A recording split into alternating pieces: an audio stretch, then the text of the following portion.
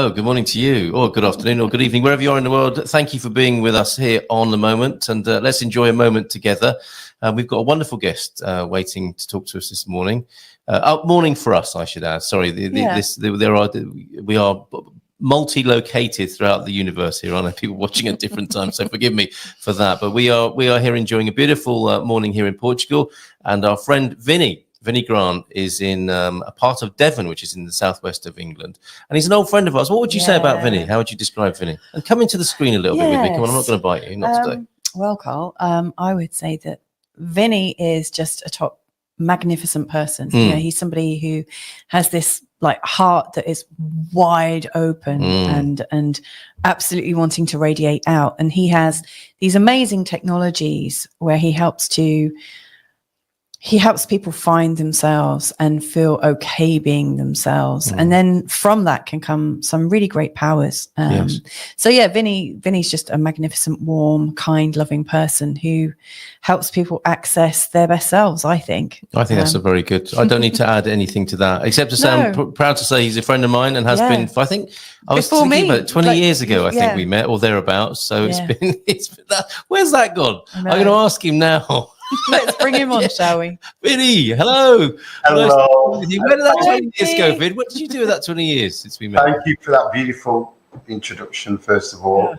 I know it goes so quickly, doesn't it? It does. I remember the day that I met you, Carl. Seriously? I do as well, now you mention it. Yeah. I wasn't there. Yeah. Tell me about it. We were in Devon in the UK. Yeah. And if I remember rightly, was it when I told you about the incident that happened with the two cars that stopped? Yes, well, the cars that stopped in the road, wasn't it? Yes, that's right. You in your big heart, you led with your big heart in a public situation of unrest, and you brought it to, I think, a positive resolution. And that was my first experience of you. It's quite extraordinary. I think that's maybe a story for another time, because I'd love you to be a regular here. And that is such a great, the story that you could tell is such a good story of how the human mind works, isn't it? Exactly. And on that day, you were coming we were meeting up, and I was at my natural health centre in Devon in the United Kingdom, in the southwest of the UK, and you were coming along to talk about renting a room. I think at that time you were working with NLP.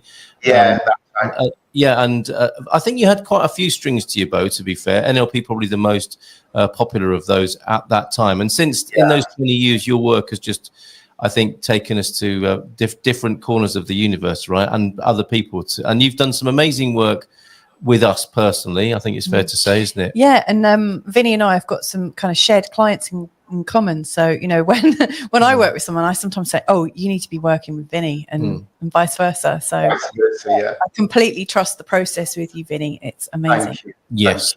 So, and you know, it's coincidental that you're a friend, because I would say you're a master of the moment, a man of the moment. And to let everybody into a secret, we had some difficulties before the show. And we were able to go through a process with you right there and then to get into the moment. And that is what this show is all about. We know, you know, this it's just common knowledge now, isn't it? That, you know, it's good to live in the moment, be in the moment.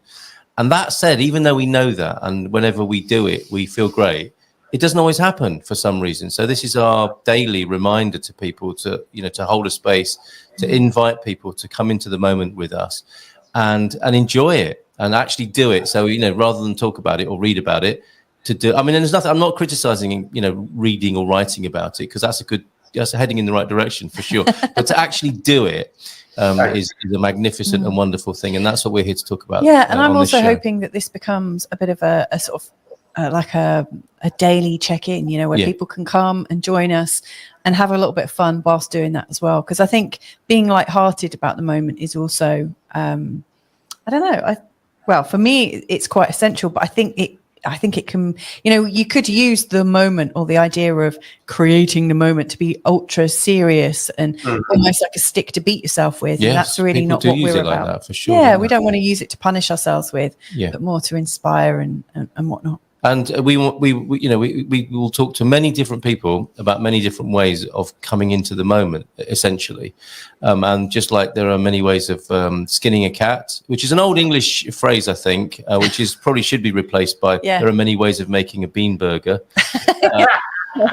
You have your unique way. And did you agree, or is there anything you'd like to add to our introduction of you? Could you tell us a bit more about yourself that we might not have talked about that? Oh, I couldn't say any more than that. That's wonderful. Oh, okay. Oh, that's really sweet of you, Vinny. So can we ask you then about your relationship to the idea of the moment? You know, like, what does being in the moment mean to you? Being receptive. Being receptive to what's happening in the moment, rather than distracted by things from the past or concerns about the future. Wow. So being in the moment, which is easier said than done, because distractions all have emotions encoded into them. And like at the beginning, I was swept away with my feelings because probably with the technology, we started a bit later. That was my fault. I was feeling very uncomfortable. Because I'm aware enough, at times, I wanted to do something about that. And I suggested it. And then you asked if we could record it, which I agreed to. So I took myself through a process which enables me to come back into the moment. Now, if I didn't do that, those feelings would linger around and they would affect the outcome of this experience. They would affect the outcome of this experience.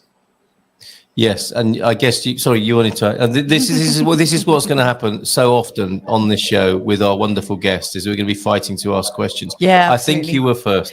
I was going to say, like, I because you know me, Vinny, I like to sort of like deep dive into, like, you know, I wonder how that became important. First of all, you know, like when did you first realize that you had power in yourself to manage your moment? Because, like, I don't think children realize that. And what necessitated you to find your power in the moment? Sorry, it's quite a big question. Oh, no, not at all. I think it's a combination of two things: the mind and having conscious awareness of the body. Yeah. So in terms of the body, that we're moving in and out of different emotional states all of the time. Even now, talking to you is a different feeling experience for me than talking to a complete stranger, for example. Yeah. But shifting in and out of different emotional states. And in terms of what we do practically, if we're driving a car as opposed to making a cup of tea, it's a different level of focus and attention. Yeah. And there's a different body chemistry associated to both things.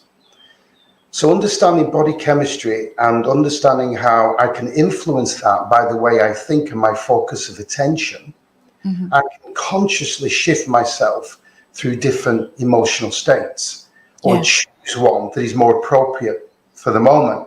Yeah. So, for example, when I was swept away feeling guilty, like I'd let you down because we started late and that was my fault, and then the technology, I was feeling quite anxious. That swept me away. But because I understand this stuff, I was able to choose consciously to take myself through a process to alter my body chemistry, to shift myself from neuroadrenaline or stress chemicals, cortisol, shift myself to endorphins, happy chemicals, if you will, and regain my focus of attention, which means I'm here in this moment and not distracted. Yeah. So that's the body. That's the body and mind combined, I guess. Where I focus my attention, and I chose to focus away from what I was thinking about to a process to take myself through it. And now I'm in a different place completely in this experience. Absolutely. I hear that, Vinny. And, you know, seeing like the before and how we're all feeling now, I can totally, like that's a testament to the process you put us through. But how did it arrive first in your life, you know, that you realized you needed to control the moment or to, I don't know. I guess it's like being aware and developing a superpower, really, isn't it? Yeah, I think that came later from when I was 18. I realized there was a lot more to me than what I thought. So I had a very challenging upbringing. I had a lot of trauma, a lot of problems, and it led me to psychology and led me to meditating and looking for myself, all that kind of stuff. And as I progressed through that process, at some point I came to the realization that it's all in me. Everything's in me. It's all a chemical state. Yeah. Whether it's happiness, sadness, joy, whether it's, an orgasm, whatever it is, it's a chemical state that's happening inside of me. This person may appear to be the love of my life, and I'm really happy. Really, it's my body chemistry that is enabling me to have that experience. And then I realized, I really got to grips with the mind, and whatever I focus on, whatever we focus on, the body believes is real, and it will respond as if it's real. So it's like, okay, I need to be very aware of what I'm thinking about. And then it's, well, am I a positively focused thinking person or a negatively focused? What's my go-to? Do I look for a problem or do I look for a solution? Well, I look for a problem. So I retrain myself to look for solutions. Yeah. Straight away, I'm experiencing a different body chemistry, more resourceful, more focused, and more able to make better decisions. While suddenly life starts to move in a different direction, because the machine that I'm inhabiting, I'm actually learning to understand it more deeply, but understanding how it operates. Very nice. And what I wanted to ask you, does that yeah, okay. What I wanted to ask you was about how we've experienced this momentary sense of being in the moment, and we did it now, and now we're in the now, more or less. And what's interesting to me is I think you made some sort of reference to how we're coming out of the past and away from the future, or our focus being in the past or in the future. Yes, yeah. And so we were quite easily in your capable leadership to access this moment.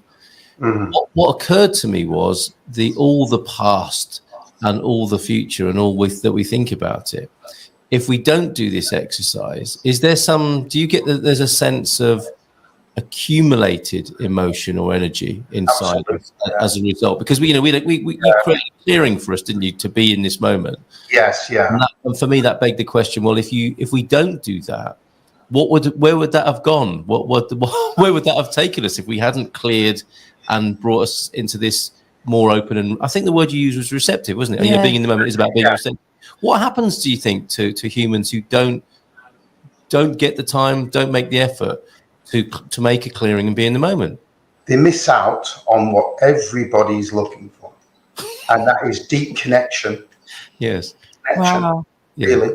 They might be looking externally, the car, a house, success, knowledge, experience, but really I believe it's connection that we're all looking for, a deep connection. Yes. Yeah. And I really don't mean to, suggest that this is better or worse than that. And there's nothing wrong with those things. We need a house to live in.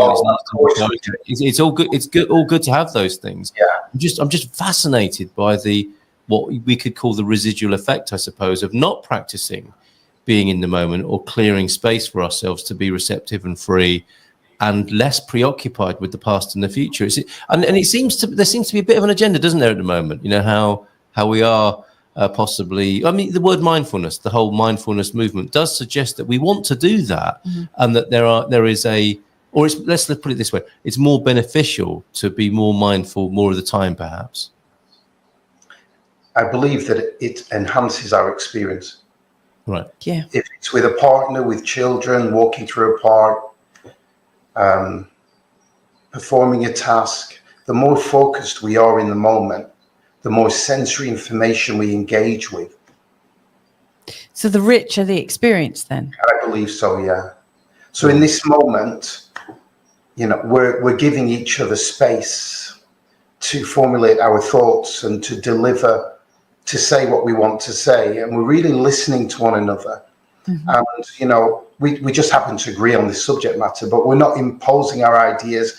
We're not finishing each other's sentences.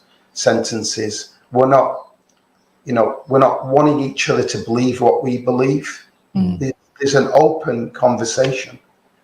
And when, it's easy to miss out on that when we're busy with other things in our mind, like wanting to jump in and say what we want to say or finishing a sentence. Not really listening, preoccupied, thinking about something else. We miss out on all of that sensory information in the moment. That's great how you've put that. I love that. To jump in on the end of your sentence there, if I may for a moment. But it's like we're both looking at a view. All three of us are looking at a view, and it's like, look at that. What do you think? Do you like that? Yeah, it's lovely, isn't it? Or listen to that, and the birds are singing behind you. It's like, wow, that's really nice. And then we're just marveling, aren't we, and savouring the moment, I suppose, that we created for ourselves here. So, thank you for that. Thank you for that. Vinny, what's your preferred way of accessing the moment? Like, that, I guess that moment of connection, that moment of deep sensory experience where you're not missing out on things. How do you generate that within yourself? Do you always do a process, or are there other ways that you do? Okay. First of all, I get swept away with my emotions as well. It's becoming less and less over time, but I do. And one of the ways I bring myself back is that process that we did, but also sometimes I'll close my eyes and choose to come back. I choose to be really here now. Or with my eyes open, I choose to be really here now. Yes. And I'll talk to myself, well done. Yes. I'm here. Yeah. I will direct my body chemistry. I'm acknowledging that. Whether it's true or not is irrelevant to me. I'm directing my body chemistry to give me an experience. So I will say, well done. Yes. You're back. Good. Before I actually am. Yeah. I know that what I'm saying will direct my body chemistry. So that's one of the things I do. We need to do that, don't we, with kids? Well, we do. I mean, I guess it is a positive self-positive reinforcement, isn't it? I think is what you're talking about. And when we went through the process with you, I'd love, hopefully we can either do that again at some point, or we can share that in a different context. But it's so wonderful. And I was reminded that we live in Portugal. We're trying to learn Portuguese, and I have a regular conversation with a Portuguese teacher who says to us.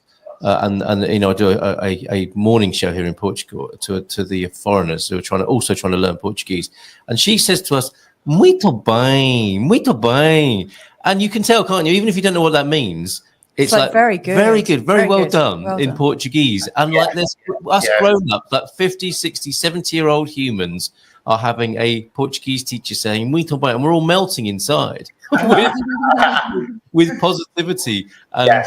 A sense of achievement, and it's so basic, isn't it? It's so basic.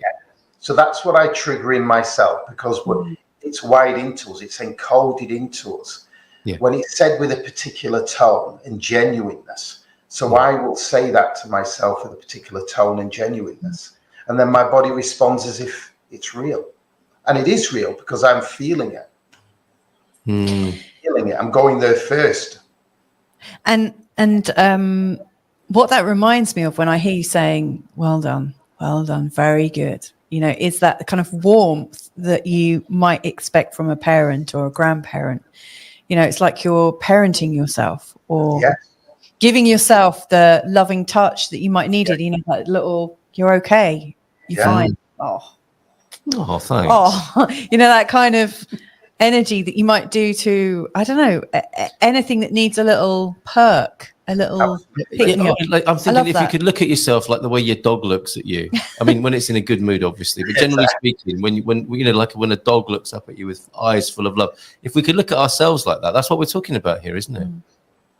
So it's using the body chemistry. One of the ways to still the mind, if the mind's really, really busy, one of the ways is to talk to it like a 2-year-old child, and to make the sounds you would to a child in your arms or a 1-year-old child.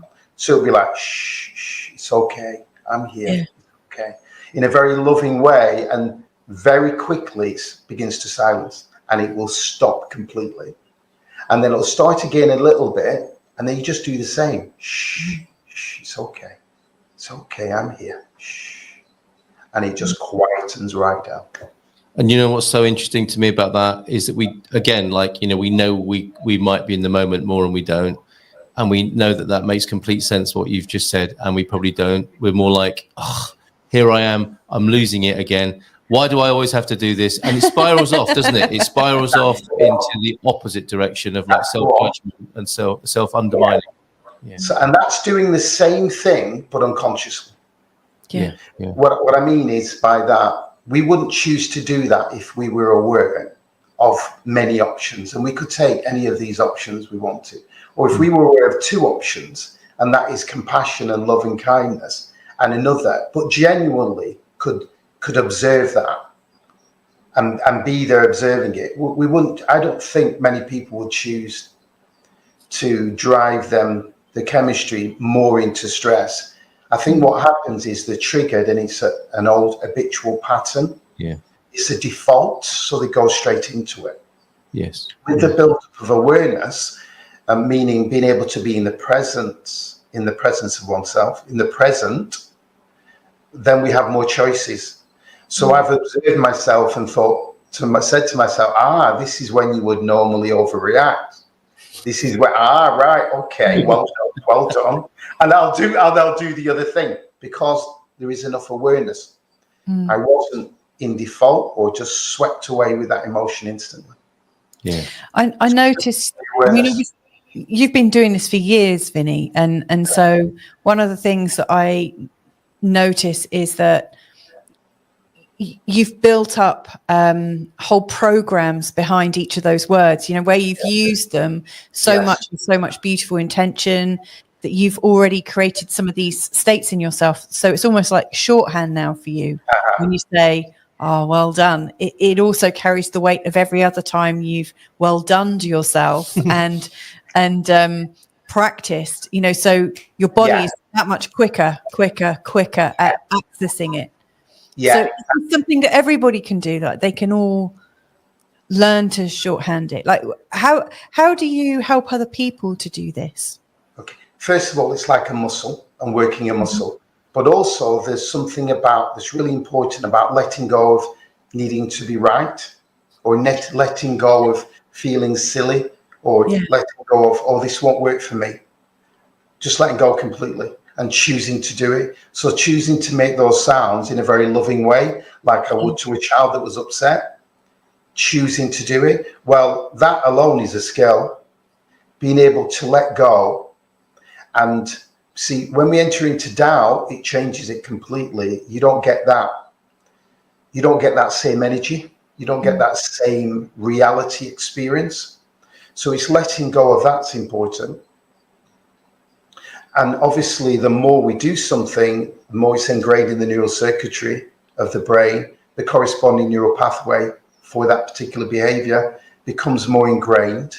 I mean, when I work with people, what I do is I find out what is in the way, what gets in the way of them being present, and everything has an emotional charge to it or a feeling response connected to it in some way, even if it's not really noticeable. And to the other end of the spectrum, where it's extreme, what we do is release the encoded emotional response to certain thoughts or worries or memories or limiting beliefs or behavioral identity images of themselves in certain situations, how they perceive themselves. We release all of the emotion around that, and that's cutting off the fuel supply to it. It seems like the more emotion we experience with anything, the more real it becomes. The less we experience it becomes less as impactful. And when there's very little and noticeable, barely noticeable, it isn't really certainly not as impactful, but not as real. So people do extreme sports, I think, to give themselves such an adrenaline response in the body. It makes them feel more alive. Makes them feel more alive. So what I do with people is we find out, okay, where are you now? Where do you want to get to? And that bridge in between, we find out what is in the way. It might be unresolved emotional memories, memories that have a high emotional charge. It might be a limiting belief about themselves that has a high charge. It might be things that are outstanding in their life currently that they need a shift in their emotional state so they can address it more, approach it more positively or in a much more constructive manner. It might be fears about the future, which will also have an emotional charge to it. So that will need releasing and a complete reframe, because the future is imagination. As the past really is imagination, we're recreating it all in the present moment, re-experiencing that which we call the past and that which we call the future. So we go to where the information's encoded. Where is that program encoded? Like the Matrix, we go in and we change the programming. Wow. We need it. Positively as well. We need to finish our show today, Vinny, but that seems so unkind to cut you off in your prime there. And on a moment where I was just about to, if we have some sort of buzzer for major breakthrough, we're like, what occurred to me? Well, two things. First of all, I think this is like second generation or, 2.0, 3.0 healing, because you're not just looking at the challenge, you're looking at the environment in which the challenge takes place and transforming that as well, which I think is a profound thing. And what else occurred to me is we are always in the moment. You can't, because there is only this moment. So you're always there. It's like we're beating ourselves up for not being in the moment. Truth is, we always are. Yes. And what can change, which you've beautifully articulated, is our quality or our experience of it. So you're always in the moment, aren't you? But whether or not you're consciously there, mindfully there, and how deep the quality of that experience is entirely up to you, as you have said, and as you help people with. Fully agree.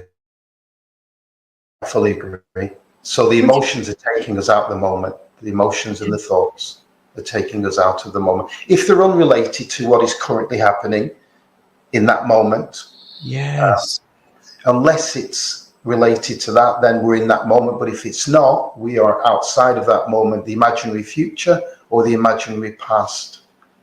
My goodness. Sorry, go on, Mrs. M. I was going to say, we need to conclude the show today. Don't we? Bring Vinny back. We do need to conclude the show, but will you stay on after and we'll start recording the next one? Because I'd love to explore this while we're still in the, in the mind space of it. Yes. And then maybe you can do a residency with us. Maybe you can come on for a whole week or something. Well, I'd love to. And do a different process or a different skill. So that, we can all learn how to enhance our own experience. That would be really quite wonderful. I'd be happy to. It'd be a privilege. Likewise. All right. Well, thank you so much for joining us today, Vinny. Great to see you. See you in the next one. We look forward to seeing you again real soon. My pleasure. Thank you. Thank you so much for your time. And if you would like to get in touch with Vinny, we've got all of Vinny's details below in the show notes. We will see you really soon, my friend.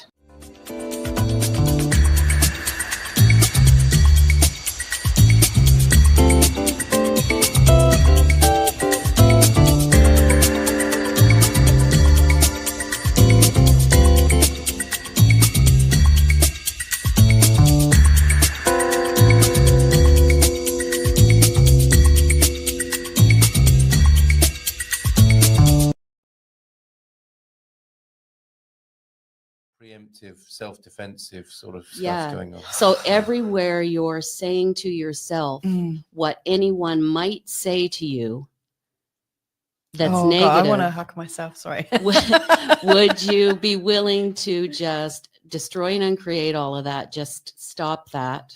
Stop preparing for something that is not happening. Yeah. And also when what other people do or say to you, it's really something they're showing you where they're functioning from. Yes, it doesn't mean anything. Need a daily reset? Join us, Carl and Louisa Munson, for the moment, your space to pause, reflect, and recharge. Live every weekday, we dive into consciousness, chat with fascinating guests, and share real techniques to help you relax and step into your best self. So come join the conversation, because the present moment is where the magic happens.